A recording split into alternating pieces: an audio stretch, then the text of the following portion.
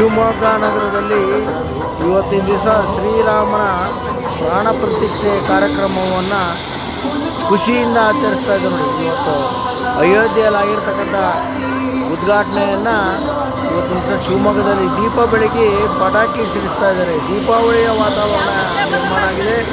ನಾನು ಶಿವಮೊಗ್ಗ ವಿಟ್ಪಾಕ್ ನೋಡೋಣ ಅಂತೇಳಿ ರಿಯಾಲಿಟಿ ಚೆಕ್ ಮಾಡೋಣ ಅಂತ ಹೋಗಿದ್ದೆ.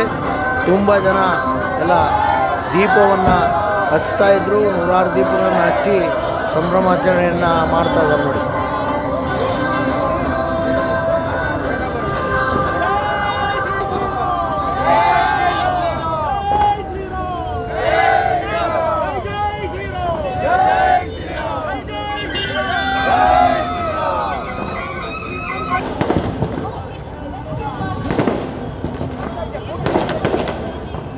ಶ್ರೀರಾಮ ಅಂತೇಳಿ ದೀಪವನ್ನು ಹಚ್ಚಾರ.